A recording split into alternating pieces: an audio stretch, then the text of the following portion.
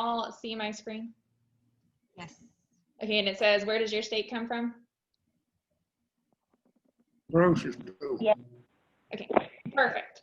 So this is presentation. Some of y'all have seen it. I know Russ has seen it for sure. This is probably your third time to see it, man. But that's okay. You'll be an expert and you'll know all the answers, right? For those of you that are part of Mid-Georgia Cattlemen, not this past year, but the year before, I gave something similar to this presentation at a cattlemen's meeting. What we did for a face-to-face side is I had 5 coolers that were set up with different cuts of meat. Before we went into the presentation, everybody went through and made a guess. I had little pieces of paper on the outside of each cooler and a pen, and you put down what you thought the cut was and what primal area from the animal you thought it was, and then you put them in the basket. At the end of the presentation, we went over quite a few of those cuts, and then we went and actually took those coolers, held out the cuts of meat, and talked about what they actually were, how you could tell the difference between this cut versus one that looks very similar to, and then if somebody got the cut correct, they were able to take it home, as well as they got 2 different recipes on how to cook it. There was, can't remember if there's 2 to 3 of the different cuts that they look so similar to other cuts, people did not guess them. So that was pretty fun. Instead, we ended up going for the people that RSVP'd, and then they were able to take them home as well. So the first thing, and let me pop up this chat box so I can see it somehow.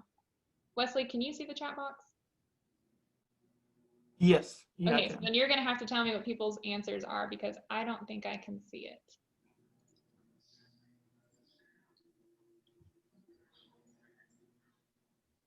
Yeah, it's not letting me see it on here. Okay. But so for the 4 primals, and we're talking about from head to tail, what are they? So what is that first primal cut? And there's 4 different. You look at the carcass, say it's hanging up on the rail. I know this is going to be labeled backwards because on the rail you're going to have the feet first, because I don't want to tell you what that cut is. The feet first, and then you're going to work your way down. But we're going to start at the bottom from the head, working all the way back to the tail. What's that first 4th called? Neck, I guess. Oh, here we go. We can look at the chat box now. I don't know how it popped up, but it did. Reply to everybody in the chat box. Don't just reply to me. So we've got one that's, someone says a shank. So this is the first part. So you're going to think it's going to be from like the head to about the shoulder area of this carcass. The neck is a portion of that, but that's not what the primal cut is called. Does anybody have any other guesses? Brisket. Brisket. The brisket's a part of it. The chuck. Okay, yes. So that first one is the chuck. I saw that either Jason or Lisa put that in the chat box. So yeah, so that first portion of it, so it's going to be from the head to a little bit behind that shoulder is going to be the chuck. So then what comes after the chuck? I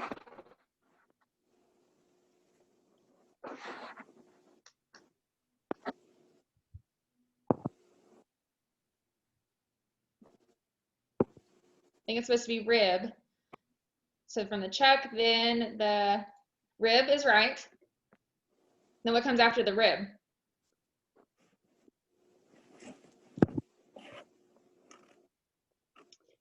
I'll give you a hint. The part that comes after the rib is where some of the most expensive cuts are from. And some of the most tender.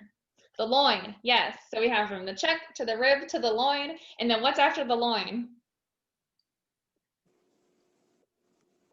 Rump. Rump. Okay, it's called, it is referred to as the rump a lot of times. The hip is in it, so it's going to be the round. But yes, it can be considered the rump as well. But so we're going to go from the chuck, the rib, the loin, and then the round. The flank, we'll actually get into that, and I'll tell you specifically where that comes from. It's categorized in one of those primals, but it's kind of a miscellaneous one as well. It's in a different area. So now what we're gonna do is we're gonna talk about what different types of cuts come from these different areas. This is by no means all of them. I took some of the popular ones from the beef checkoff and put them on here. Some of them you may have not heard before. A lot of times people will come and ask me about different cuts. So my background is meat science, for those of y'all that did not know. I used to run a custom slaughter facility before I came here. I taught meat science. I coached a meat science judging team for the university in Texas. But some people have different names for cuts than what others do. A lot of times the name is going to be the same thing. I'd give y'all some examples, but I want to get to those, so I don't want to give you the example yet. But so for the chuck, some different cuts that you can find in that area are going to be like your chuck eye steaks, and y'all can see them on here. A lot of roasts are what people get. A lot of different roasts are considered a chuck roast because it comes from that area, but it can have another name to it as well. To determine if it's a roast or not is based off of the thickness that it's cut. For example, out of the chuck, you can get a blade roast. You can also get a blade steak. The difference between those two is a blade steak is 2 inches or less, whereas a blade roast is more than 2 inches. So it's based off of the width of how it's cut. Poundage comes into play as well, but before poundage, they go into the width of how it's cut. You can also get chuck tender, roasts and steaks. You can get chuck medallion steaks. Chuck medallions look very similar to like an eye of round steak or a tenderloin steak. That's actually when I did that presentation for Mid-Georgia, I had gotten chuck medallions and put them in one of the coolers, and a lot of people guessed that they were tenderloins, which when we presented, I said, there's no way I was going to buy tenderloins and put them in these coolers, but it was a great guess because they look very similar, just price-wise, way, way different, as well as taste. I mean, tenderloins are going to be way more tender than chuck tenders. From the chuck, you can also get flat iron steaks. I'm sure most of y'all have had one of those. If you haven't had one, you've probably seen one. From the chuck, you don't typically think it's going to be a very tender cut, except for the flat iron steak is very tender. So why do you think you wouldn't necessarily have super tender meat from like the chuck? Does anybody have a guess?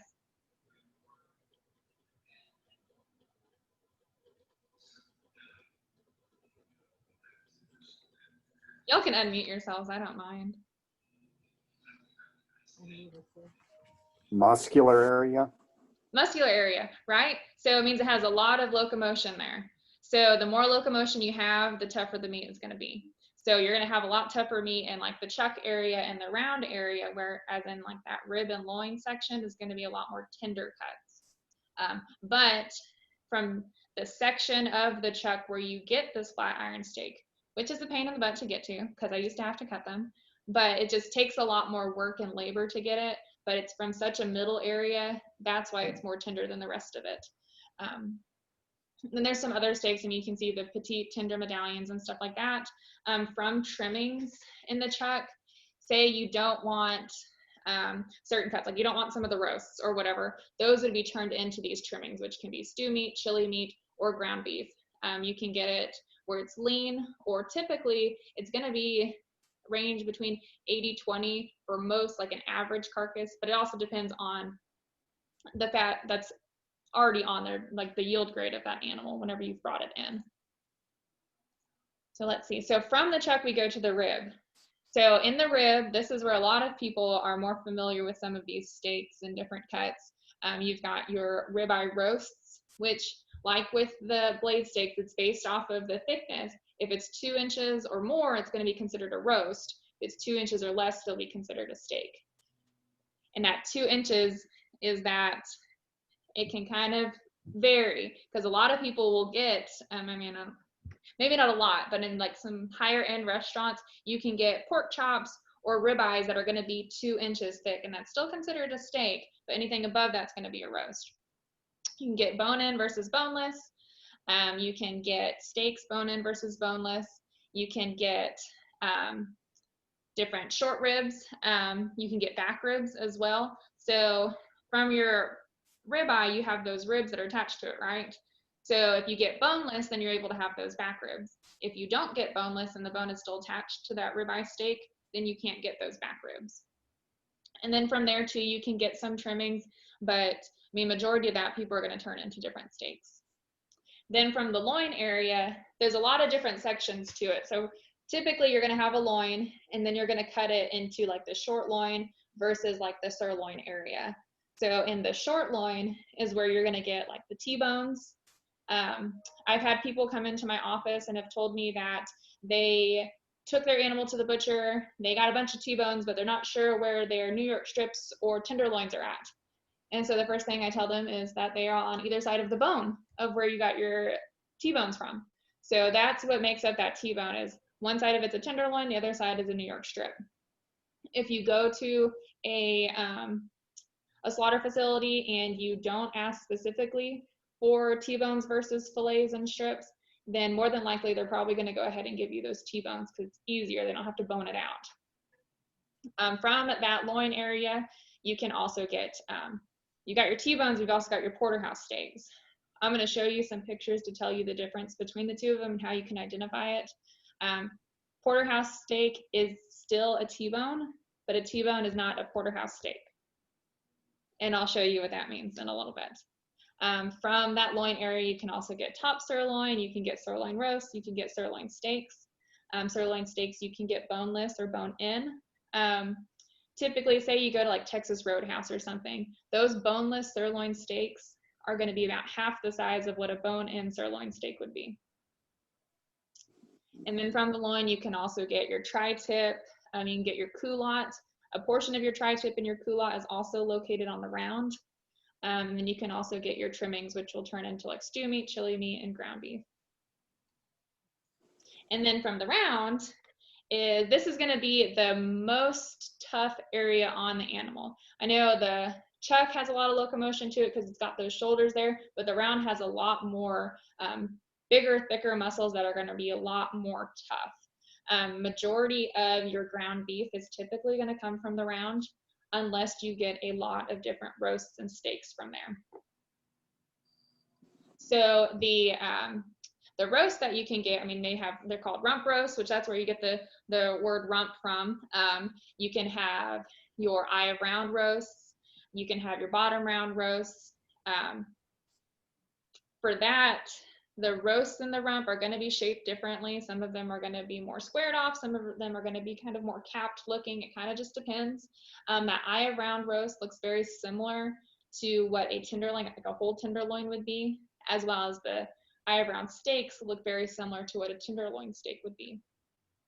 So most of y'all have probably had, in Texas we call it chicken fried steak, Georgia we call it country fried steak. So that is going to come from the round as well. Typically, it's going to come from the eye of round. They're going to make them into those steaks and they're going to tenderize them. But it can also come from, if you're not wanting your rump roast, you can cut those to make them those bigger country fried steaks that you see. Is typically going to come from that rump roast. So that would be sacrificed. And then from there, you can also get your stew meat, your chili meat, and your ground beef. So I said we're going to talk about the flank, right? So the flank is a little bit different. It's technically classified in those quarters, how it's separated, but it's kind of that underbelly area of the animal is where you're going to find those cuts at. You've got your flank steaks, your outside skirt, your inside skirt, and that's also where you would consider your brisket is going to be at. I know it's part of the chuck, but since it's from that underbelly area, a lot of times they'll separate them out differently. For the brisket, you've got to cut that off first before you can take apart the rest of the carcass, because you don't want to sacrifice that cut. From the flank steak, outside skirt, inside skirt, those you would actually pull off before you disassemble any of the carcass ahead of time as well. Briskets, you can get them as whole or you can get them as half. And then we've also got miscellaneous cuts. So these cuts, depending on the facility that you're getting your animal butchered at, is what cuts you're going to get. These ones will be less likely to get from some like custom slaughter facility versus like a USDA inspected place. So from the shank, you can get soup bones. You can also get cross-cut shanks. The difference between the two of them is a crosscut shank has the meat on the outside of the bone, whereas soup bones does not, and it's just going to be that bone and then the marrow inside of it. And then you can also get dog bones. Dog bones will never be for sale. You'll get them and it'll say not for sale. But for me, when I used to work at the facility, I would take them home to my dog. You can put them in the oven and smoke them for your dog or whatever you want to do. But they are very good for animals that you have around. They'll clean their teeth. From the loin, you can get a hanging tender. The hanging tender is a cut that you would get when the carcass is still hot before it has aged at any point. So for aging of a carcass, you typically do 14 to 21 days is average, depending on what the carcass looks like, as if it needs to be less or more than that. Hanging tender would be immediately after it's been eviscerated, the hide's been taken off, all that kind of stuff. You would pull that when it's still on that harvest floor and hasn't made it into the cooler yet. That's more of a popular cut for like Hispanics in Texas. A lot of times when we would have them, most people had never had that cut before. It was more of an ethnic kind of, not really a delicacy. It's just very, very tender, but a lot of people just don't come and pick them up ahead of time. If you don't take it off and you let it hang, that cut, because it's so exposed, the lean will get so dehydrated like it's not even there. So you wouldn't be able to do anything with it if it's been in the cooler at any point. So then we go from actual cuts to like variety meats. And this is what's hard to get from custom processors as well, is sometimes they'll give you the kidney, the heart, the liver, the tongue. In a USDA inspected facility, like the one that I used to run, people could ask for the liver. Doesn't mean they were going to get it. We would actually have to go through and our USDA inspector would go through and kind of grade it to make sure if there was any spots or any discoloration to it, then they were not able to take that home with them. Oxtail is another very labor intensive cut. That's why a lot of facilities won't offer it, because the labor that goes into it is mainly from making sure that no fecal matter gets onto that tail. And so it's really hard. It's kind of has to be a quick process, but you have to be very knife handy with it. And we used to do it a little bit, but a lot of times there's a lot of mistakes and a lot of stuff gets sacrificed. So most people just don't want to deal with it. And then same with like the tripe, the brains, the head, sweetbreads, hide, all that kind of stuff. Okay, so now we're going to go to our identification test. So this, what I want y'all to do is you can either unmute yourself or you can type in the chat box. I'm going to show a cut on here. What I want you to do is tell me what that cut is. So what is this cut? Does anybody have any guesses? Ribeye. Okay, Ribeye. What kind of ribeye? Bone in. Bone in ribeye, right? Bone Yeah. in. So what's this cut? New York strip.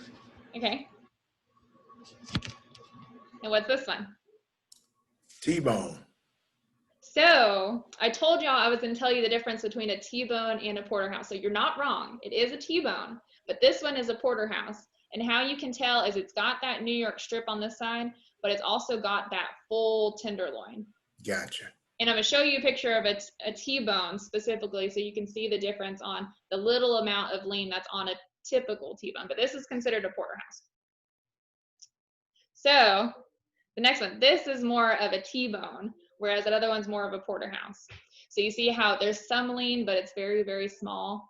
There'll also be some where there's hardly any lean on this side of the bone at all, and it's mainly just the New York strip. But since the bone is there, it's still considered a T-bone. Okay, so what's this cut?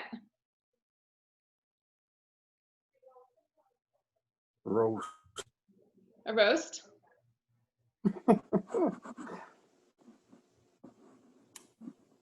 Yeah, I'm gonna say some type of roast. Does anybody else have any other guess?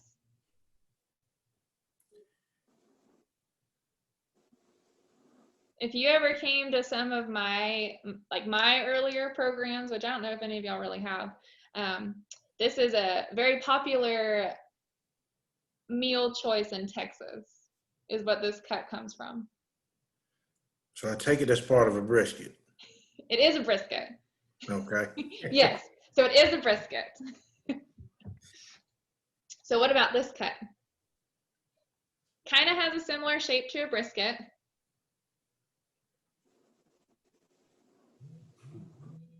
This comes from the loin area, and a little bit of it will transfer over to the round.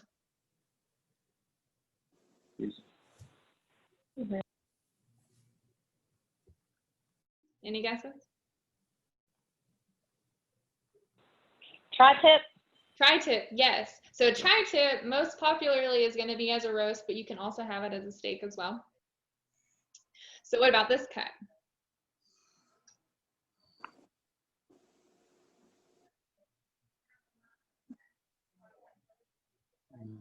Filet. Medallion. So this is a tenderloin steak, so it's a filet, but it does look very similar to a chuck medallion. So what is this cut? Short ribs. Short ribs, yes. And so it's very common to have kind of like I said of 3 or to have individual ones. It kind of just depends on your preference and the person that's cutting them. What about this cut? Skirt. Skirt steak? Yes, so this is a skirt steak. So the difference, because a lot of people will kind of confuse a skirt steak and a flank steak. The difference between them is the way that the muscle runs through that. So you can see how this one, the muscle is running widthwise. And I'll show you a flank steak, and I'll show you the opposite direction. So what is this cut? Boneless ribeye. Boneless ribeye. So it is a boneless ribeye, but it's going to be a ribeye roll. So this is going to be that whole area. So this would be considered more of like a roast, right? Because it's going to be more than that 2-inch width to it. So what about this cut?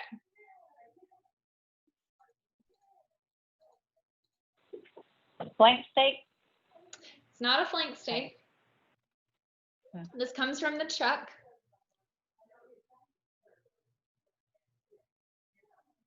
It's very tender.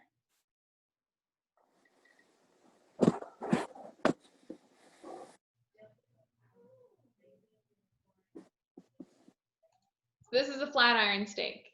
So it's going to be the most tender cut from that chuck area. So this, what do y'all think this cut is?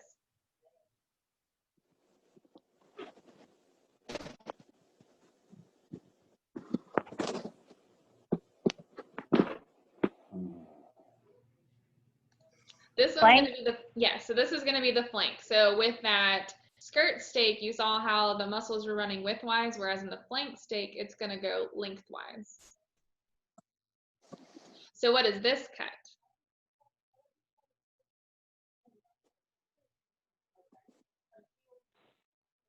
Medallion. So this is going to be an eye round steak. So it looks very close to chuck medallions as well. So eye round steak, if this is tenderized, it's typically what's going to be that country fried steak. This is going to be a tougher steak. Looks very similar to the tenderloin steaks or medallion steak as well, right? So it's kind of hard. This is actually one that I had in one of the, I didn't have this cut in the cooler. I had the medallions, the chuck medallions, and that was kind of the preference of calling it either an eye round or a tenderloin steak. So what is this cut? Remember that I said if it's more than 2 inches, then it's considered a roast.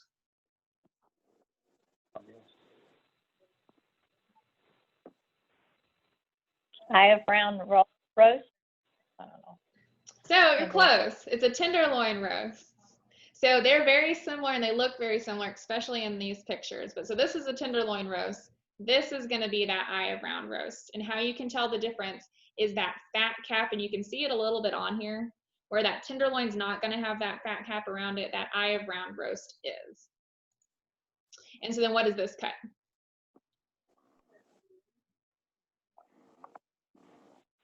Beef stew meat. It is. It's stew meat, right? Stew meat and kebab meat are very similar. Kebab meat's cut a little bit thicker than what stew meat is typically. So this is ground beef, right? So the difference between ground beef and chili meat is this is ground beef, right? It's pretty thinly, and then this is going to be chili meat. So what I tell people, which isn't 100% accurate because there is a chili meat plate, but to kind of show you the difference and get an understanding of it, for ground beef, it's gone through twice through a grinder. It'll go through a thicker plate like what a chili meat plate would be. Just the diameter is a little bit different.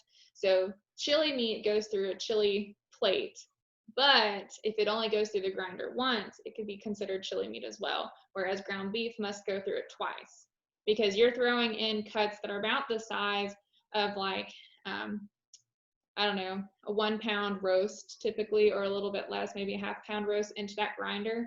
So to get it to that thin ground beef thickness, the coarseness of it, it's got to be run through twice. And then what's this cut? Do what?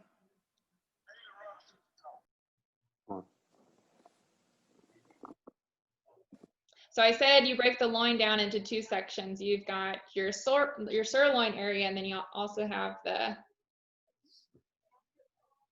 short loin, right? So this is going to be a whole short loin. So if I ever do a cutting demonstration, that is what I'm going to pull out. I'm going to take a short loin and I'm going to show you how to separate off that tenderloin area versus that New York strip area.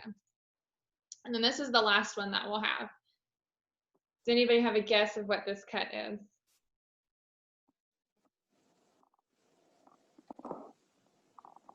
Try to give you a hint. I highlighted it down here on this kind of mangy looking animal.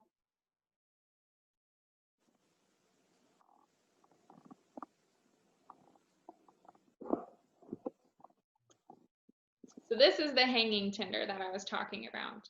A lot of you probably haven't seen it before, haven't probably had it before. That hanging tender, because it's so small and it's so exposed, I mean, there's no fat except for this around it, that if it sits in that cooler for an extended period of time, like the carcass needs to, this would dehydrate completely.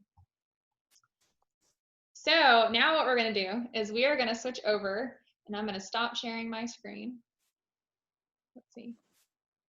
And we've got Jason on. So we're going to switch it and let him do the BQA portion.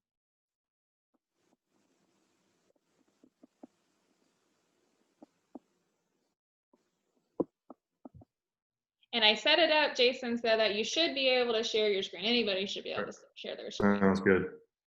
So Jason is our beef specialist for UGA. He works out of Calhoun. For those of y'all that have heard of the herd program, the heifer replacement program out of Calhoun, Jason is over that, as well as the bull test. I'm part of the herd team, so I do a lot with Jason. He's also one of our head people for BQA and certifications for the state. Guys, I appreciate you tuning in, and I know you have been doing some work with Hailey on this program for a number of weeks now. So you guys have really gone through what we call a master cattleman's course, and you have got a lot of background. This hopefully will be just icing on the cake. I will try not to really be laborious in every single detail. BQA can involve a whole lot, and it can take, if you went over every single detail, which is ideal and great, it could take, you know, easily 3 hours to do that. But you guys have been doing a lot of back work with nutrition. I know obviously with cuts of meat, and so that would be part of that today, not maybe instead of the cuts. We're just talking about meat science. We're going to be able to, you know, take some of that out of there and maybe just hit on it a little bit. The picture I want to paint you today is just why is BQA important, and to impress upon you that the things that you do at home on the farm are super important. So some of the things that we can just think about right now are, why is BQA important? Why do we need to do it? And there's a lot of different ways you can answer that. And I'll try to develop that as we go along here. So if you'll just join with me on the screen here, it says after they are unloaded, this is a report from a newspaper. And this is what they did. This is what they reported many years ago now on the PETA website. This is what is still on the internet today. After they are unloaded, cows are forced through a chute meant to stun them. And but because the lines move so quickly and many workers are poorly trained, it doesn't work, basically. And if you jump on down to that last line there, last couple lines, it says, he frequently has to cut the legs off of completely conscious cows. So the first part of this paragraph really is, it's not that big a deal. It's, you know, you're going to stun cattle to try to get them insensible and unconscious. But then they start on this workers are poorly trained thing. And then the employee supposedly has to cut the legs off completely conscious cows in an inspected plant. So these plants are inspected, particularly if they're selling to the public, which obviously they are in this case. And he says that they blink, they make noises, the head moves, the eyes are wide and looking around, they die piece by piece. So once things put on the internet, whether they're legitimate or not, they make an impression on people. And what we want to do in BQA is to make sure that what we do is done the right way all the time, and that we don't give food for fodder and end up creating issues in the industry. So you won't necessarily go through every single bit of this video here, but I want to show you what PETA folks try to do to us, and you can hear the image, hear the background music and things of that nature. Animals raised on modern factory farms and killed in slaughterhouses endure almost unimaginable suffering. So you can get a pretty quick hint on what the goal is there. You've got PETA producing a video. It's not going to paint farm animal industries of any kind in a positive light. There's going to be this push for veganism. That's ultimately what this is all about. And, you know, you can be a vegan, that's fine. That's not, we're not trying to make people non-vegans. But what we have to talk about and understand is that there are people who are actively trying to destroy the industries that we enjoy and know are not wrong. That protein done correctly is a very good form of food, and they're going to try to paint that opposite picture, and they're going to paint it in the worst image possible. So again, just reiterating that fact that what we do on the farm is exceptionally important. There's always people willing to video some things and then paint them in a different light.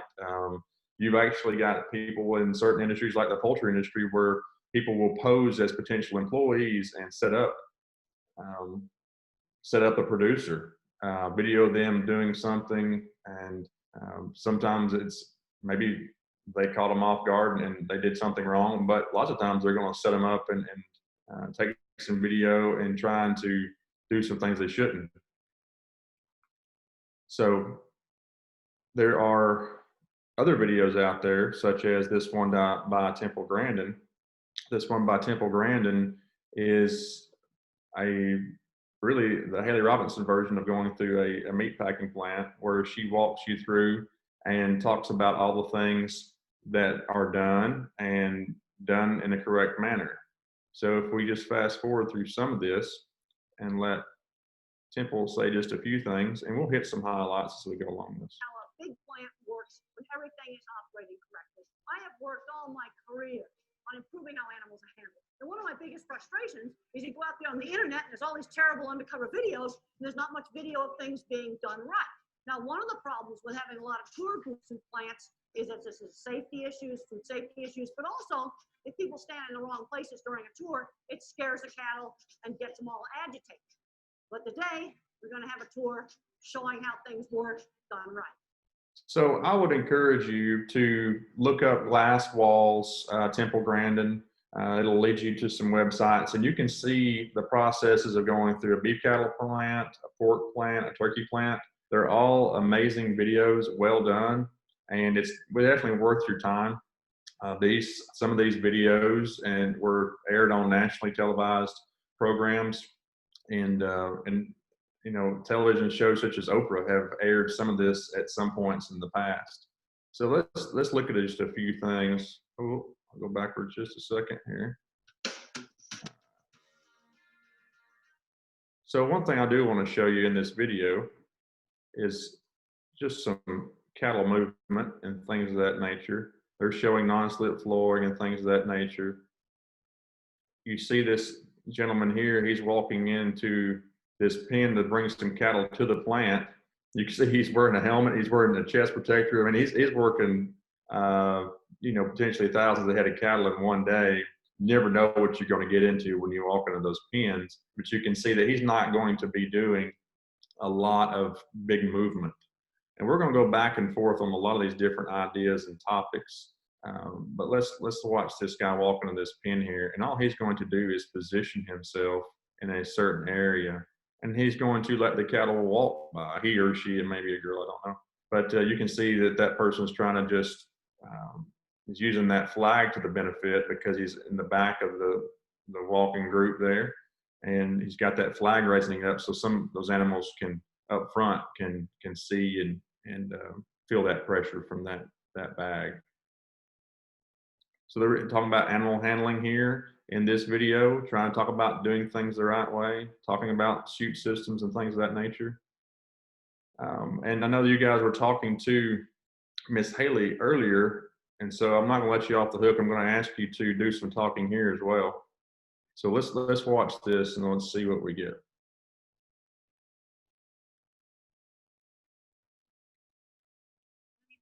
A light has been installed at the entrance of the stun box or the entrance to the kick. So you've got these cattle have come from the, I guess, the feeding area where we're going to start feeding cattle into the knot box here. This is what the animal sees walking into the knot box. And they can see the light, of course, as she mentions. They got going from a dark place to a light place. They're using all these things that are helpful for animal movement. And they're tuning into the animal's behavior. And I want you to just watch through this, and we'll stop and, oh, doggone it. Hit too many keys. Hold on one second. We'll get right back there. My apologies, guys. Hit the wrong button, hit the wrong place on the screen. It goes haywire. Okay. Right back there. Okay. At the entrance of the stun box or the entrance to the cattle restrainer or the pig restrainer so that they will head towards the light. After the cattle move through the chutes, they enter into the cattle restrainer. This plant has a center track restrainer system where the animals straddle a moving conveyor. And there's a number of things that you have to have on this to make it work. You have to have a non-slip entrance ramp going in. You've got to have a false floor underneath so they don't see the visual cliff effect. You got to get things just right with their vision, and then it's going to work. And the animals just ride along on the conveyor.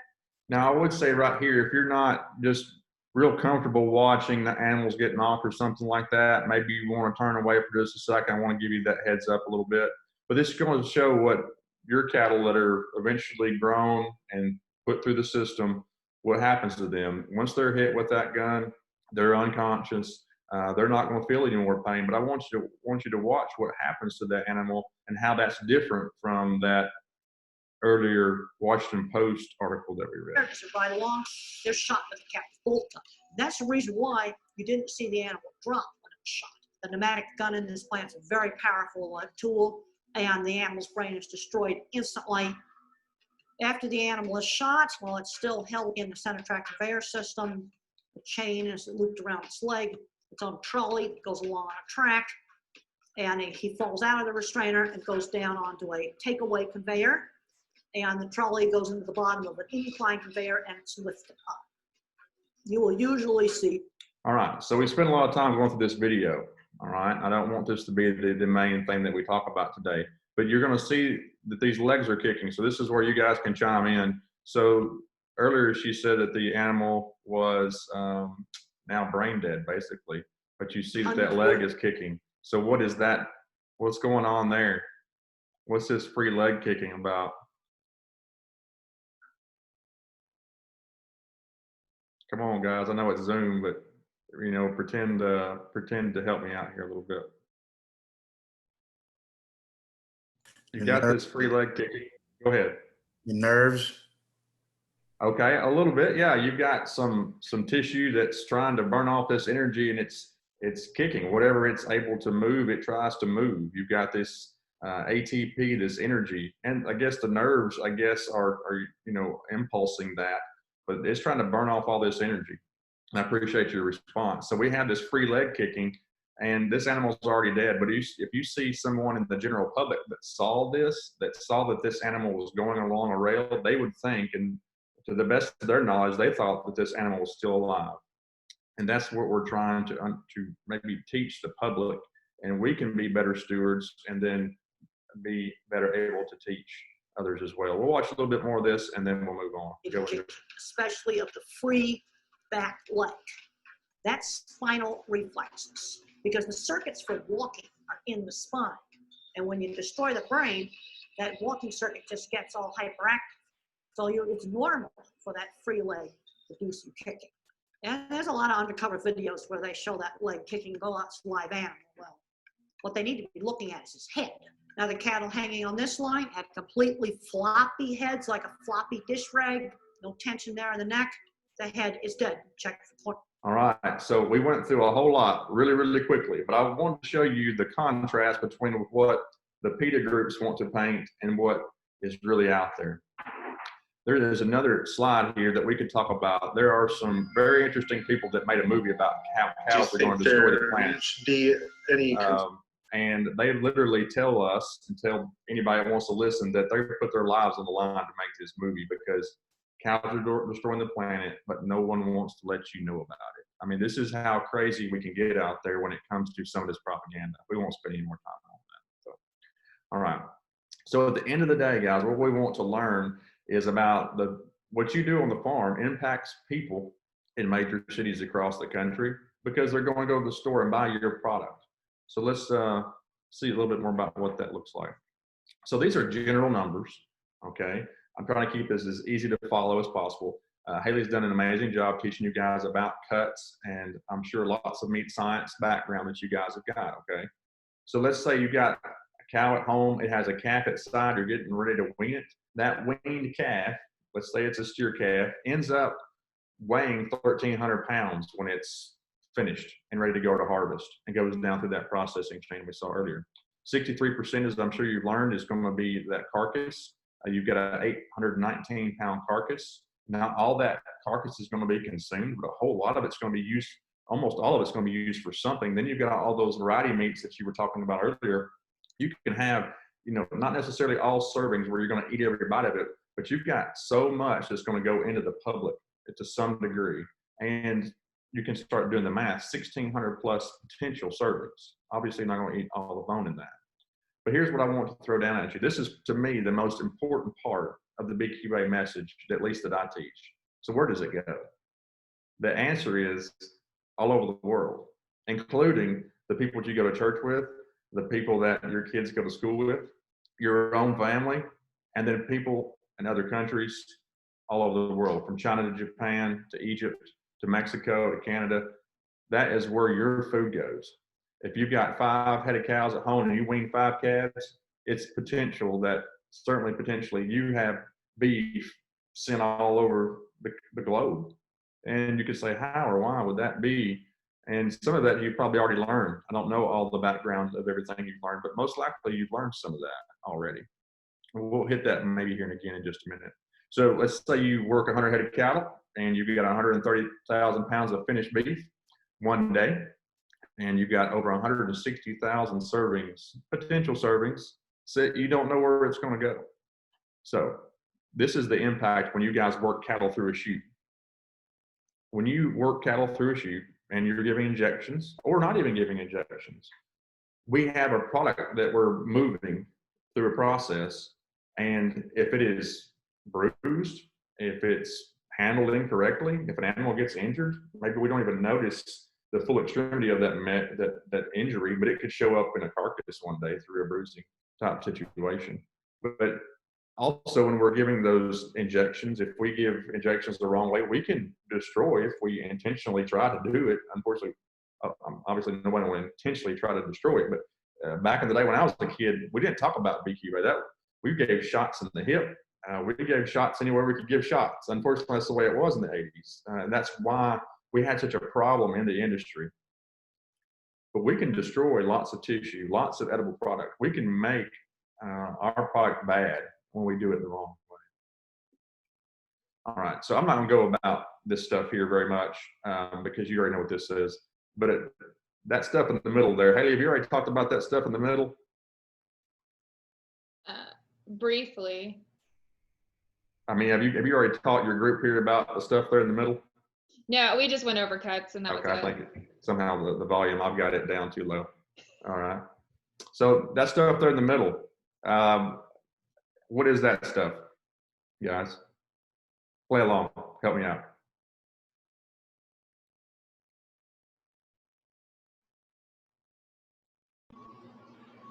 Liver.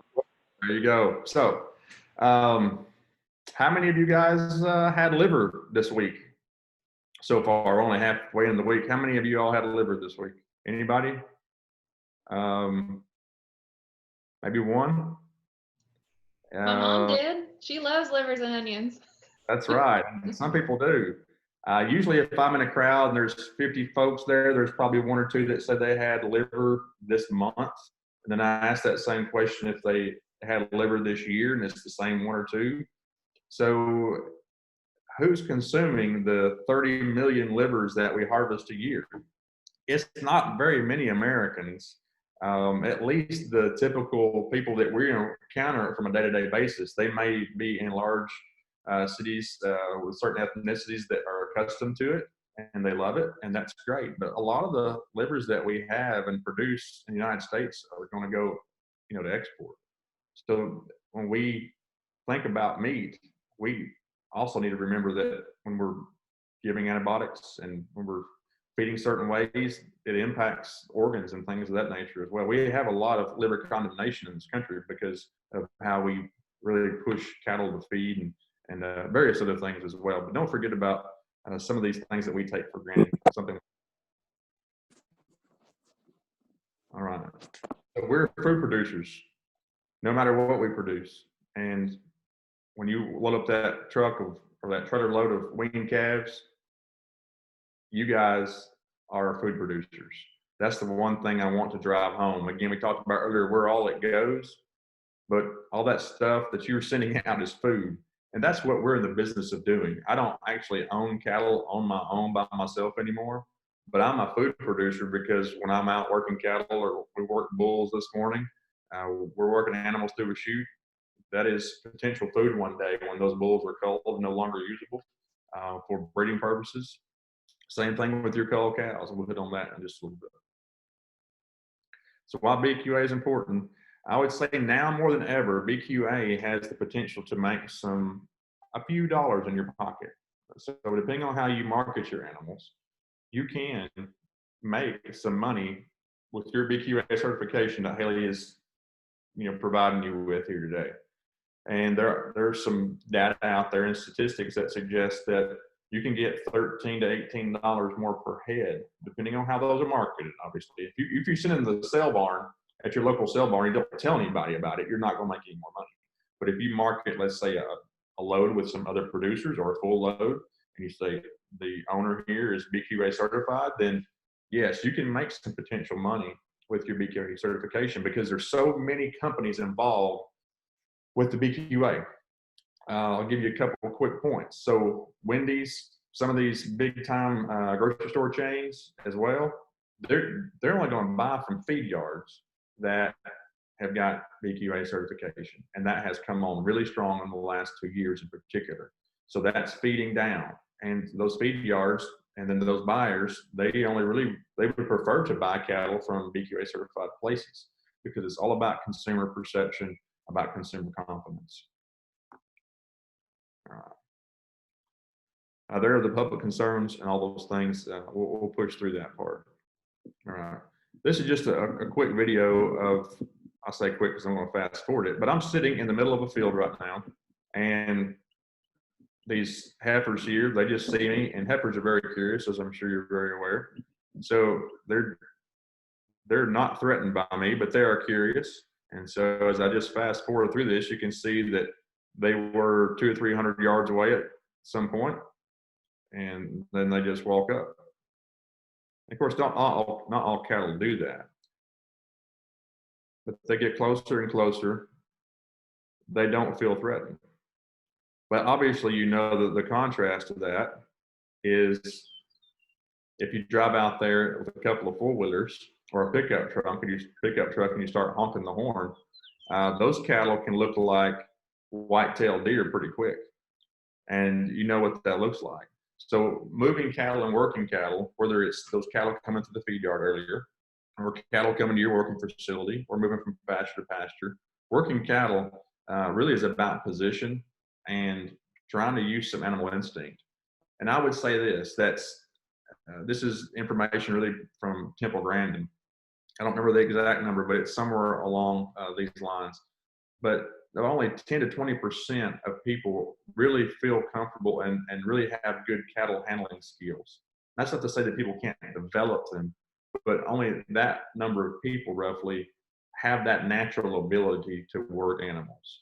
And you can see it when you go places. You may have two children and one of them's good with cattle and one of them's not. And they'll say, I'm not good at this, and they'll walk away.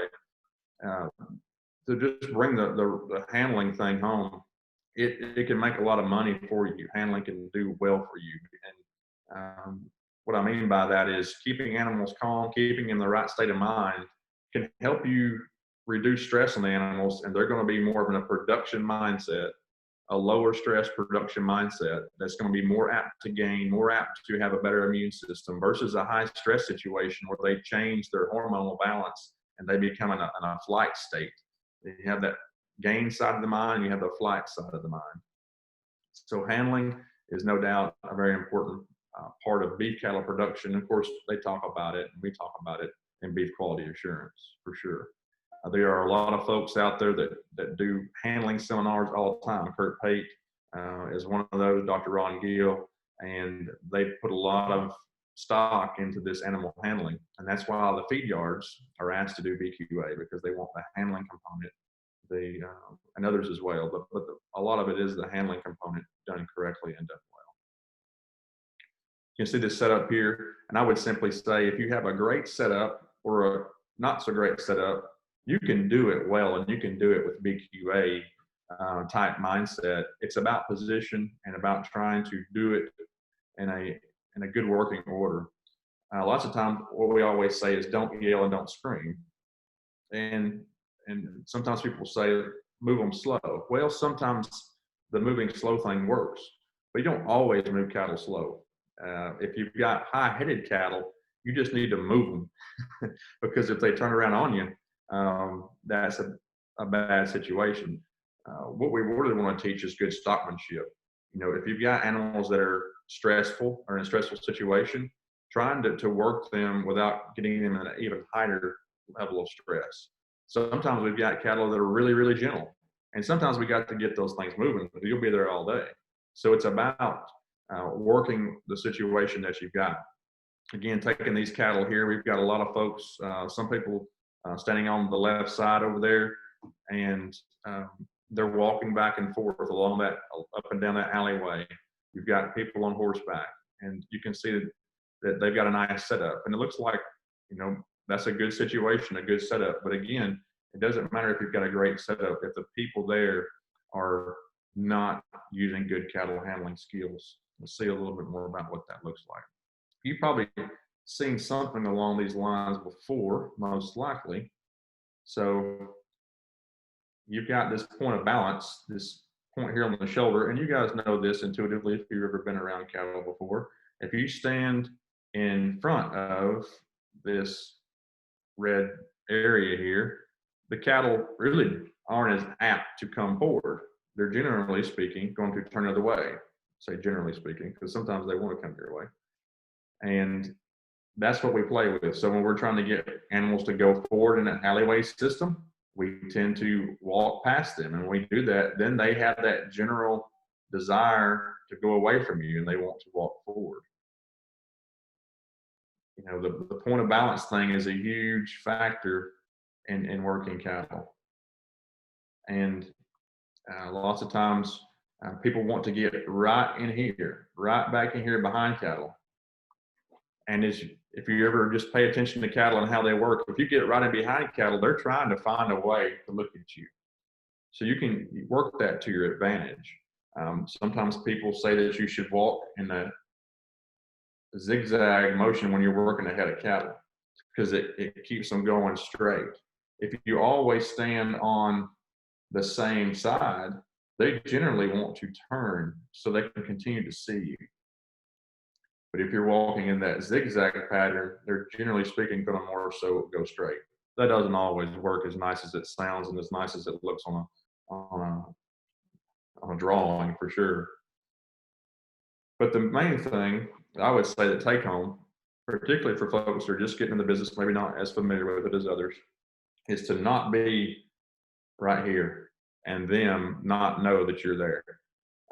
This is probably the number one key to beef cattle education right here. Don't be right behind cattle when they don't know you're there, or if you're so close that they can kick you. So it's a double whammy, really, no pun intended there. But not being too close is a key, and make sure that they know that you're there. So lots of times if you're working cattle, you want to be on these edges out here, so that they can see you, so they can have that eye contact that it's demonstrating right there. They got to have that eye contact. All right. Guys, if y'all ever have any questions or anything, just shoot them to me or speak up on the mic. We can be pretty laid back today. Let's see if we can hook up this bud box video. So this is another way to demonstrate cattle handling. So this is a system called a bud box, and you've probably heard it, you've probably seen it. And it's not to try to promote a bud box, but to promote and show really how this guy is standing. I'll turn down this volume a little bit. How this guy is standing and how he's using his position. Hey Jason, all we see is a black screen. Go. So these are finished cattle. These cattle here, feed yard type cattle. And you can see how the bud box works. They went straight ahead into an area where they could see. He's got this gate he's shutting now that's solid. They want to go back the way they came. They just come from that general direction, and so they load right in there. Hey Jason. And that's how a bud box should work. Of course, it's not perfect, so they got wedged up there at the back. But he only had 4 animals in that big area. They want to go back the way they came. He's going to load up another group right here. Again, the bud box is a really good tool for those that have comfort level with animal handling. Hey, Jason? Yeah, none of them are perfect, but they can work pretty well when they're set up correctly. It's about the dimensions that you put in this little rectangle area and how you set that gate he's shutting up right there. I just texted him. Where his position is at. So he's on that inside. This group he's loading here doesn't work quite as well. He got a little bit out of position too, but it works pretty well.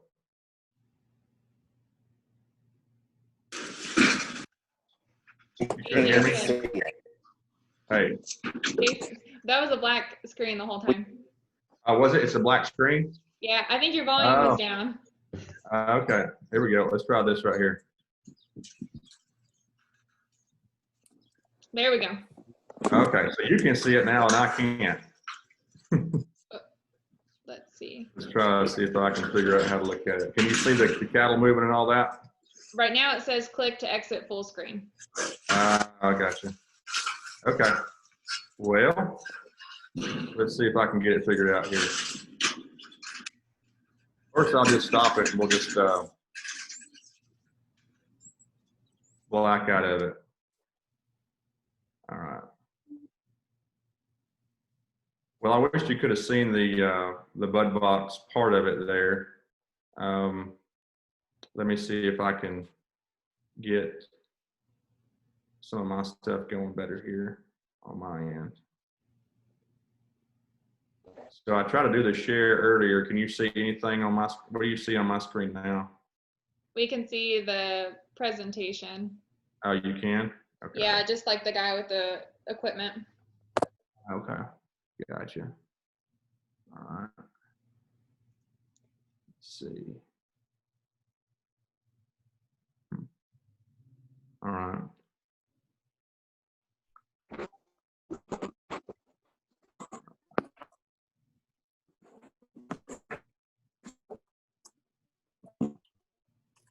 Well, I wanted to show you Bud Box, but maybe I'll try to hit it at the end or something. Sorry about that. They won't let me do the where you put the videos in the actual PowerPoints for some reason anymore. Can you send it to me and I can share it? Well, I might just go straight to that link instead of doing it in my presentation. Okay. And we can look it up here in just a second, hopefully. But I'm not doing very well with my sharing apparently, because I'm hitting the sharing and it's not going to the place I want it to go to for some reason. Let's see.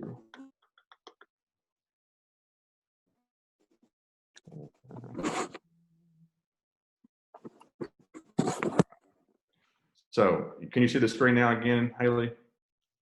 Yeah, but it's not like the slideshow view. It's where I can see your other ones too. Okay, let's see if I can set it up now. Okay. All right. Now you should be good, right? Yeah, I can see where it says Bud Box video. Sorry about that drama. All right. We got it. So we'll go back to maybe the Bud Box video here in a minute and apologize for that. One quick note on beef quality assurance transportation. Of course, that's a whole deal by itself. And probably one of the bigger things that you guys do in your operations from a public eye perception standpoint is hauling your cattle. There's probably not a bigger way to get really a bad taste in folks' mouth than when we haul cattle down the road. And it may be that there's not a cover on the trailer when it's 100 degrees in the middle of the day. It may be, you know, a really poorly maintained trailer. Maybe the sides are not intact. Maybe there's a lot of rust and it doesn't look very safe. I've seen all of those things, and you probably have too. I've tried to load a trailer one time for somebody that bought an animal, but it wasn't hitched to the actual trailer. I backed up a trailer, meaning I was helping someone unload some cattle one time and I saw the legs poking through the bottom of the trailer. Those are unpleasant moments, and we want to try to prevent those things for sure. And for hauling cattle that are fit for transport is a big deal. If they're sick, if they're not ready to be transported, they need to wait in those cases. So let's look at nutrition and welfare for just a second here. I want to show you a video here. This is a video that I made, so I can actually show this one to you.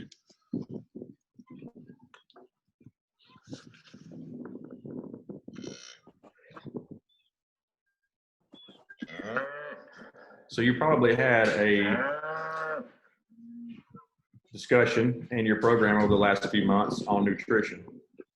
And this particular cow here has had a lot of hay in front of her, but that hay has been exceptionally low quality, and to the point that it's worse than straw. And this particular cow here is in a body condition score of probably a 1.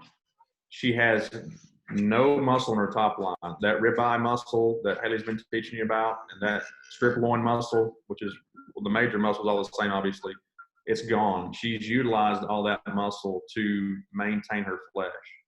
So this is a situation here where we had people that inherited some cows. They worked with horses. They went and did lots of horse events. And they said, hey, we want to sell meat to the public.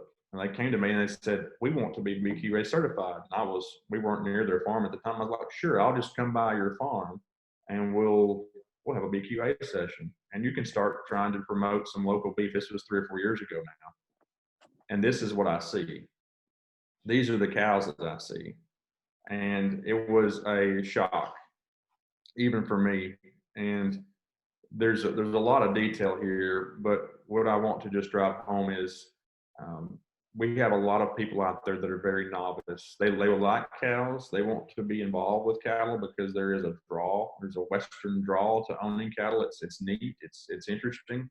But lots of times we don't know what we're doing. So the keys to raising cattle are so simple, and it is nutrition. And then overall, that comes back to welfare. So when Hailey's trying to tell you, hey guys, we need to send it, you guys should be thinking about sending your forage samples for this fall, the hay you just cut. that means a lot. And of course, you're not going to probably have a situation as negative as this, but it may be as simple as if you didn't have as good a conception rate, or you had a body condition score slipping that you weren't aware of, and it had to do with just the hay was not what it was supposed to be. And you combine that with maybe a bad wet winter or a bad cold and wet winter, and you can have a real big train wreck when we don't know what the nutrition status of the forage we have. So ideally we would have growing forage, but that doesn't always happen. And we need to have the hay there and have that analysis in the fall so we know what commodities we need to buy. You can work with Hailey and whoever your agent is there in the area to see what kind of supplements we need to put with that, depending on when they're breeding and all those factors that you guys have talked so much about that I won't go into today. But such an important part of BQA. All right. For those of y'all that attended the last one that we had face-to-face at the sale barn with Lawton, this is kind of what he was talking about. We had those cattle that ran in there. Some of them looked okay. Some of them looked pretty poor. This is a more extreme version than what we had seen, which I think when I was with y'all, we saw that cow with the real small calf. I can't remember if that was with this group or it was with our, with David Garcia, but I mean, that's what this kind of boils down to, and BQA helps make that not happen. Yeah, and that's neat that you guys saw some BCS scoring live there. That's a very worthwhile thing. Here's one, you guys have already done this a lot. You know, you've got another cow here. She's not as bad as the other one, but just because they're black-hided, sometimes we tend to overlook things. I mean, this cow here is probably on a BCS of a 3 if you really study her long enough, but we won't belabor that point. And you've probably seen these pictures before. Most of these pictures are everywhere. We use them all the time because we want people to send in those forage samples, because this forage was not digestible, to be really quick about it. And you've probably seen these images before, most likely. The cow was just compacted, could not digest that hay, and she basically choked or suffocated on her own food, and it was low quality food. This is what one of those calves looks like in that same pasture of that really thin cow earlier. This is a calf here that's, I'm going to guess, he's probably 4 months old and weighs 250 pounds. Just highly parasitic, never really had good colostrum, and really never had a chance to grow. And you can see, as a side note, all the hay that's on the ground everywhere. So the hay was put out, it just had no nutritional value. And then you got the parasites on top of that. There's a video I can actually show you of a cow walking, and she trips on kind of a dense cow patty, if you will. And she's that weak. I don't think it's in this slideshow, but I could dig that up, and it'll get you, that's for sure. So where do you guys fit in the industry? Your cow-calf producers, most likely. I'll skip right on through that. There's a purebred sector, and then you guys sell your calves as commercial cattlemen on into maybe a stocker phase potentially, but if they're really high quality cattle, they can go on the feed yard and into the packer. And again, I'm not going to go into a lot of this because this is Hailey's bread and butter here, talking about where that product goes. And she's showing you all kinds of visuals about this kind of thing. But this white steer here that's not finished is a nice visual for round river and chuck. We won't go into these guys either. So she's talked to you a lot about the process of slaughtering beef and those types of things, and beef carcass grading. We're going to roll on. So we haven't really gone that in depth with grading. You haven't gone in depth to grading? Well, we're You not going to go into huge. huge. Yet? Okay, that's fine. And you will eventually, so I won't belabor the point here, but what you guys sell, the buyers are hoping that your cattle are going to grade low choice or better, and that's going to be that small marbling grade. Now, they would love for it to be higher, don't get me wrong, but their target, they would love for the cattle they buy from you to be low choice or better, because that's really where a lot of the market is targeted. It's where a lot of the retail case stuff, they're trying to say this is choice beef. It may not be high choice beef, but it's choice beef. And you can see the two scores there, modest and moderate, that Hailey will go into a lot of detail in the future. I'm sure those are going to be high choice. And this is where you get black-hided cattle and all the right other criteria, a lot of other criteria as well. That's where you get some of the CAB cattle from. And then you get in those other two that say abundant beside them, that's going to be those prime type situations. We take a step back, most of your cattle are going to be marketed that you guys own and sell as feeder calves that are going to one day be processed at the plant. They're going to be less than 30 months of age. Really, they're hopefully going to be less than 24 months of age, but they're going to be that A maturity. there's a lot of factors, and Hailey one day can go into how you go into a lot of that grading, and that is some neat and cool stuff, really. All right. All right, let's see if I can get this particular thing to work. Give me just a second here. Take you a mental break, guys. I'm gonna see if I can get this to share correctly.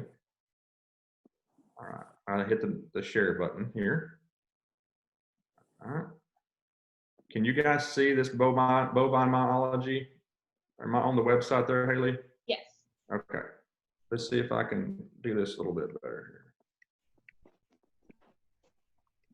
And what we'll do for those of y'all that are on here, just to have a little side note, we'll set up a specific Zoom on how to grade and grading, so we can go more in depth in that. It'll be obviously after Thursday, when Dr. Jones is going to come talk about herd health and parasites, but we'll set up an alternative Zoom for that as well. Yeah. So earlier, guys, Hailey was going through all those cuts of meat, and you've got some great resources out there, and you can just go through every single muscle that she's talking about, and the cuts as well, and you can see where they're at, even the bone. You can see where they come from, so you can go all the way down. I'm sure that Hailey talked earlier about the infraspinatus or the flat iron and things of that nature. So you can click on that's a supraspinatus. You can do the infraspinatus. So this is can you still see that other new box there, Hailey? Okay. Yeah. So, your flat iron, you can find out where it comes from right here on this really neat, I guess, interactive carcass here. And you can turn it and move it. It is a very neat thing. I'll see if I can pop back to the other deal. So this is the food that you produce, guys, and it is amazing. It's neat, and you should feel proud and confident, and get some pleasure out of the fact that you guys produce some of the most valuable food sources that there are in terms of nutrient denseness, the quality that it is, and then also the nutrients it brings to growing living people. All of the various things that you hear so much about, the vitamin B12, the iron, obviously the protein, and all those other different things that beef brings to the table and does so effectively. The beef made easy. Hailey could go into a long dissertation about this, I'm sure. But this is one thing I want to make a point of. The beef made easy, when a person like myself, let's say, having never really done a lot of cooking, definitely don't know a lot about beef, let's say, just a random person, I look at this chart and I'm thinking, oh my goodness, this doesn't look like beef made easy to me. So that's a challenge that we have in the beef industry, because chicken, you got like two options, right? You got dark meat and white meat, and you cook it maybe a couple, 3 different ways and pour some sauce on it. Chicken tastes like whatever you put on it. And then you've got beef. It's more complicated, but it is really awesome when you start really getting down and looking at different things and seeing what all these different cuts bring to the table. At the same time, it's a challenge for us as beef people to market that meat. Some of these might take a little more time. They might take a little bit more understanding of how you should cook certain things certain ways. And that's why the beef checkoff money that you guys pay is so important, because it helps us find those cuts of meat that are really tender, like the flat iron we were just talking about. It also helps educate people on how to cook and how to market certain recipes to people, getting people to go on Instagram and all those things to find certain recipes. That's when you pay that dollar checkoff, it helps the overall research that goes into that. And you pay the local checkoff too, it helps with the advertising as well. Again, we won't hammer this to death, but you see some of those cuts that are made through beef checkoff, some of the things that are developed through what we do in beef research. And of course, the flat iron is the most well known.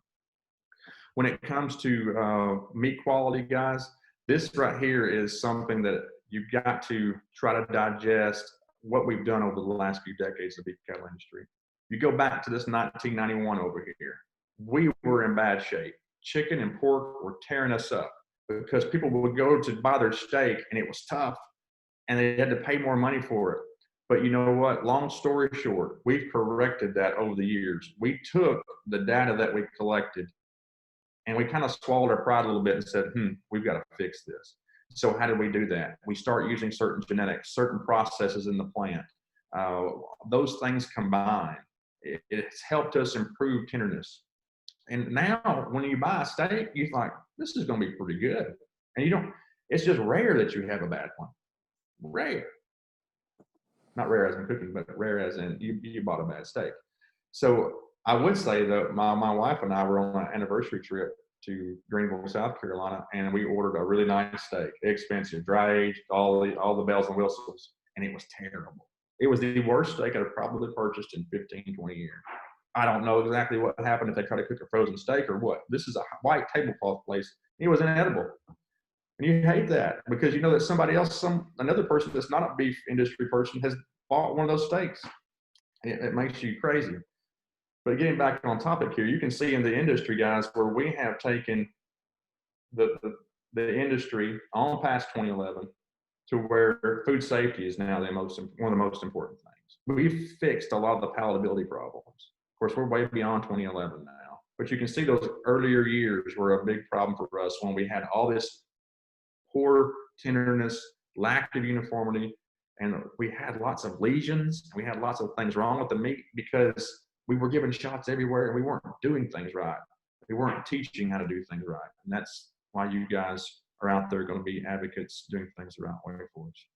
Again, I'm not going to bore you with this stuff here because Hailey's going to go into this big time, but when we stress animals out, we can have lots of problems with dart cutters. And the injection site lesions are something, though, that we do want to press upon you, that when we give injections correctly, we're going to have much fewer injection site lesions.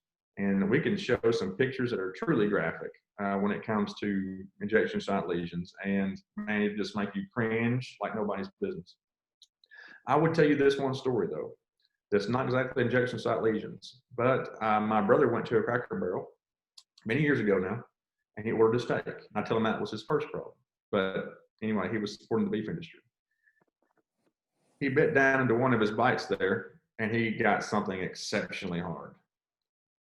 And he, looking around, figured out what it was. It was a piece of lead, to be real short about it. It was birdshot, buckshot, whatever you want to call it. He had lead in his steak.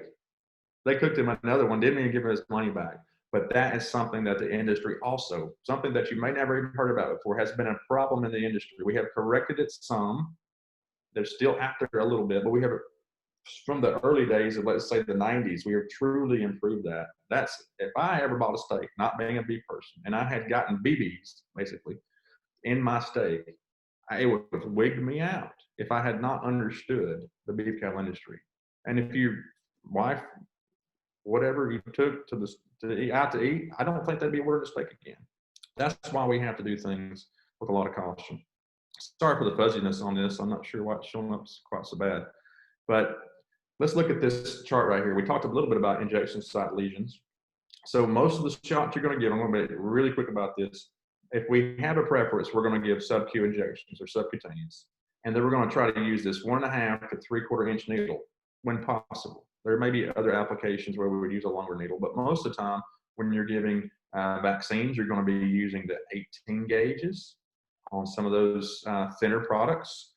Let's say your 7-way, or your 5-way respiratories, you're going to be using these 18 gauges. Maybe you would give a 16. There's nothing wrong with that. You just got a bigger hole, a bigger chance to destroy some of that tissue.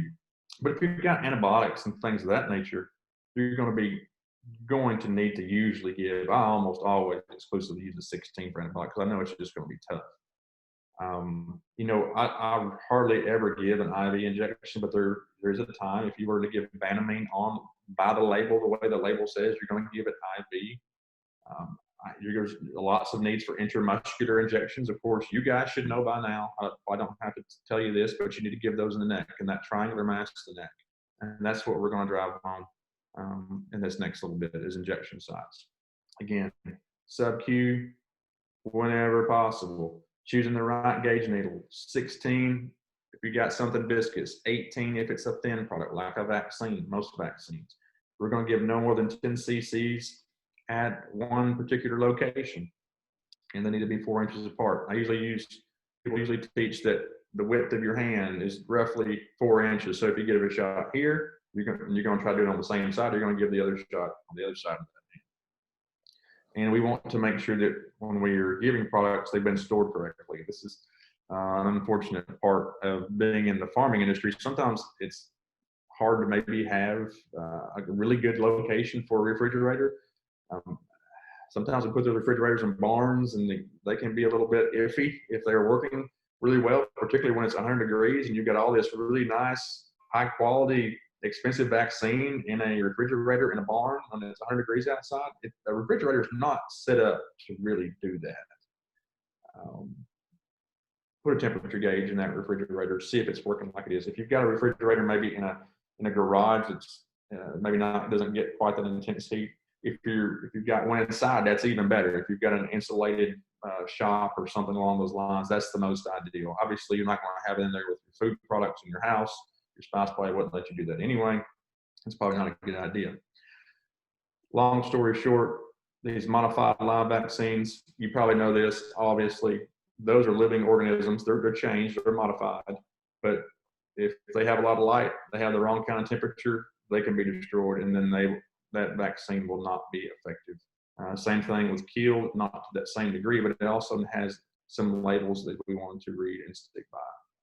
Keeping with those labels is exceptionally important. All right. You guys should know the answer to this. So which needle size is not BQA recommended? We didn't go into every detail here, but you can have some applications for a 20 gauge needle. It's ultra small, but we're definitely not going to have very many opportunities, at least for what we're going to be doing on the farm, with a 12 gauge needle. That's a big old hole, and we don't need to be using anything to that degree. All right. We're getting down to the home stretch here, guys. Thanks for running in there and holding on strong with me. We're just going to burn it out, all right? I'm going to wrap this up here in just a few minutes, because this right here to me is the meat potatoes of the latter portion of this whole thing. We saw that video earlier, that very poorly fleshed cow. That's bad. But when they are so poorly fleshed and diseased that they can't get up and we can't move them, that's when we've got really bad problems from a welfare standpoint and a profitability standpoint. We can't get any money out of those cattle when they're downers. And remember, you guys are food producers all the time, whether it's feeder calves or your cow herd. That cow herd that you sell as cull cows, well, they're food too. So you guys are food producers. When you've got that half a trailer load of 4 or 5 cows that didn't preg check with being rebred, those cattle are going to be food. They're going to feed the people that your kids go to school with, your grandkids go to school with. They're going to feed people across this state and globally as well. So think about those things. And remember this, when you go into that fast casual restaurant and you order that burger, you don't say, I want the number 5 cull cow combo. That's not the first thing that people want to hear. They don't want to hear, I'm eating cull cows. So you're actually selling your market cows and bulls. I know that's just a different change in terminology, but when we sell that product that is known as market cows and bulls, it's still food. It still has tremendous value. And it ends up being, in sometimes when they're really stout, thick, well-fleshed cows, they can still end up being on some buffet ribeye type carving stations and Waffle Houses and things like that. It's maybe highly injected, but it's still food that will show up on somebody's center plate somewhere. So that picture there, this downer with that back tag, she's not getting up anytime soon, and she has 0 value. Okay, that's the first thing that some people think of, but she's also a welfare issue. If somebody's got video and we move that animal the wrong way, we've got problems with welfare. So the way these cattle need to be transported is on a sled, and that is the BQA most highly effective way to move animals that are downers. When sale barns have to move these animals, they have to do so in a way that is good welfare. There's always going to be somebody out there with a video. We can't be picking up these cattle with chains to their legs upside down. Can't be dragging animals. Can't be putting them in the front end loader of a bucket loader. We have to be trying to do this the right way. All right. So we won't go into a whole lot of detail about exsanguination, not exsanguination. My brain has euthanasia. Goodness gracious, my brain flip-flopped on me there. So when we try to talk about euthanizing cattle, we're not going to go into a whole lot of detail here, but we need to just look at some of these visuals that you guys might need to do some on-farm euthanasia. If you have a rifle and it is the right size animal, this is the type of direction and location of where we're going to ask people to do euthanasia. So sometimes cattle aren't going to get up. We've got to try to limit the pain. You know, you got 12 to 24 hours. We're going to have these cattle put down. And lots of times you're going to call a vet to do barbiturates, but maybe that's not an option that day for some odd reason. You got to have somebody that will shoot a gun and knows how to do it well. And on BQA's website, or we can get some of this information too, there's a long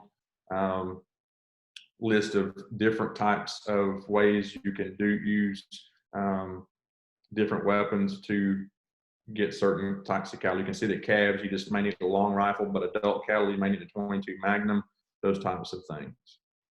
If you've got a big 4 or 5 year old bull, which is rare you would have that situation, you may need more than that. So there's different kinds of captive bolts and things like that. I won't bore you to tears on that. But let's look at this question. When should non-ambulatory cattle be euthanized? Within 12 to 36 hours is probably the max limit for sure. I would say lots of times you're going to want to be shooting on that earlier side if you know they're not going to get up. If you feel like this is a valuable animal, I want to try to work with them. You're going to be trying to pick them up. You know, everybody's trying to do it at least once. You've got some kind of way to pick these animals up, to get their legs underneath them. And every once in a while, you can get an animal rehabilitated. That's getting them feed and water all the time, picking them up, working with them a lot. Those tend not to work out that well. It's not that often that we get that accomplished. But 12 to 36 hours on non-ambulatory cattle didn't be euthanized. So when should you clean syringes with disinfectant? Never. So we jump back a little bit on the modified live vaccine. Remember, we're not going to use disinfectants to clean those pistol grip guns that we're going to reuse. We're not going to use a disinfectant because it would kill that. And if we leave some of that disinfectant in there, even though we've rinsed it, it may still destroy some of that vaccine. So we're not going to use. We're going to use steam or some sort of boiling water to do that. Guys, we're not going to probably do a whole lot more here, but I would just simply show you just a few things that we use Cattle Max at the farm here. Use some records, whether it's online, if it's in a Excel spreadsheet, use some records and use those records to help you market your cattle. You can record what your vaccines were, when you gave them, how long they've been weaned, and you can utilize that information to help market your cattle. And we're actually going to have a record keeping webinar here in a few weeks if you wanted to join us. We've got a quick video here of using RFID tags, just what it is like when they use the wand. So we weighed bulls this morning. You can scan that EID tag with the wand, and the EID number shows up there in the scale head, the last time we weighed it, etc. So, guys, y'all went through a lot today. Sometimes you got to use a little bit of baling and twine to get things done, and I appreciate you guys rolling with me today and getting through this.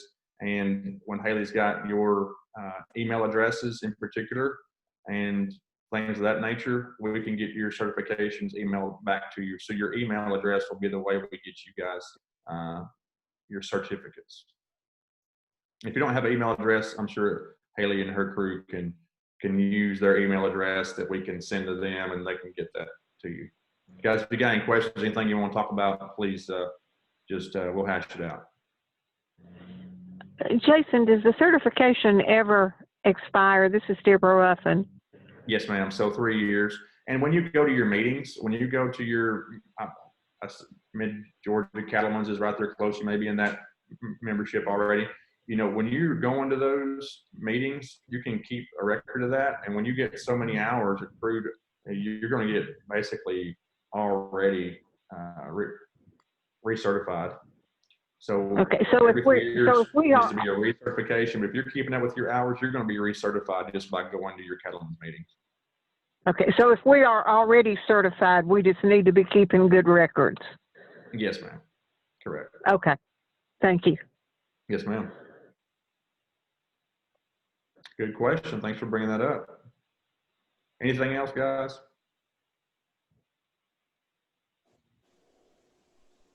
All right, guys. Well, appreciate your time. We went through it pretty quickly, but you guys have had a lot of background over the last few months, so I think it's going to work out well. Good luck to you guys. Thank you for what you do in the beef industry. Thank you. You bet. Thank you.